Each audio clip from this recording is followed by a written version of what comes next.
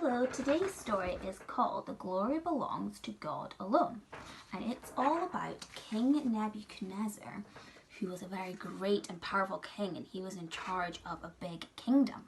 Maybe we could think while we're listening to the story of someone that we know who's maybe great and powerful, and we can maybe think about why this person is great and who has made this person great. Now, last week we learned all about how King Nebuchadnezzar saw Shadrach, Meshach, and Abednego saved from the fire that they were put in. But even though he saw that and saw that God could save them and how powerful God was, he still refused to believe in God and to follow him. So God sent Nebuchadnezzar dreams. So there he is sleeping, and he got sent lots of dreams that he didn't know what they meant, and they often made him afraid. So he eventually sent for Daniel to come and try and interpret the dreams for him. So here's Daniel, and he is going to tell King Nebuchadnezzar what all his dreams are about. So one of the dreams that he had was that there was a big tree that reached all the way up to heaven. And this tree had so much fruit in it that it could feed everybody, and all the animals could go underneath and get shade underneath its branches, and all the birds could build nests in them. But God cut down this tree so that it was only a stump. And this dream showed that God can, even though a man might think he's great and powerful, God at any time can strip him of all his greatness. And that it was to show that God is the ruler of men. So Nebuchadnezzar wondered what this dream had to do with him. And Daniel said the dream meant that even though he was great and powerful, because he refused to ask God for forgiveness and refused to follow God, God at any time could strip him of all his power, and he could instead make him like an animal in the field. So here are some cows, and they are eating grass, and he said to King Nebuchadnezzar, if you don't ask God for forgiveness and recognize that he's the one that gave you all your greatness and give him glory, then you will become like an animal in the field and eat grass like animals. But King Nebuchadnezzar didn't believe Daniel, and he was angry with him, and he said, no, I will not repent for my sins, and I won't ask God for forgiveness.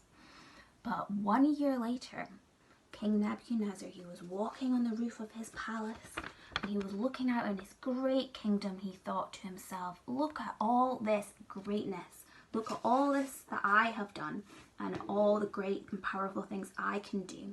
But before he could even finish what he was saying, God said to him that because he hadn't recognized that greatness comes from God, and that he should be given, and that God should be given the glory, he was made to be like an animal in the field. So that is what happened. Nebuchadnezzar became confused, and he couldn't understand things like humans, and his hair grew very long, and he grew claws on his hands and fingers like birds, and he started to eat grass in the field. And God said that he would stay this way until he realized that God should be given the glory and that he should ask God for forgiveness. And so eventually Nebuchadnezzar did realize that it was God that should be given all the glory, and he asked God for the forgiveness, and this is what he said. He said, now I, Nebuchadnezzar, praise and exalt and honor the King of heaven, for all his works are right and his ways are just, and those who walk in pride he is able to humble. And that is found in the book of Daniel, where this story is from. So from this we recognize that he saw that really everything that he was given and everything that he did and all the greatness was really from God, and that God should be given all the praise and glory for that. So we've learned that the Israelites were taken from Israel, and it might seem that this was a bad thing and that God didn't have a plan, but really God was using this time to discipline the Israelites and to show them the destruction and the badness that sin can cause. And really this was part of his big plan, and he was keeping these people that came to Babylon that were taken away, he was keeping them safe, and they were one day going to be part of God's big plan, and some of them would even be in the line of Jesus, who would come into the world and save us ultimately from all the bad things that we've done and sin. And we can today ask for him for complete forgiveness for everything that we have done, and that he can save us.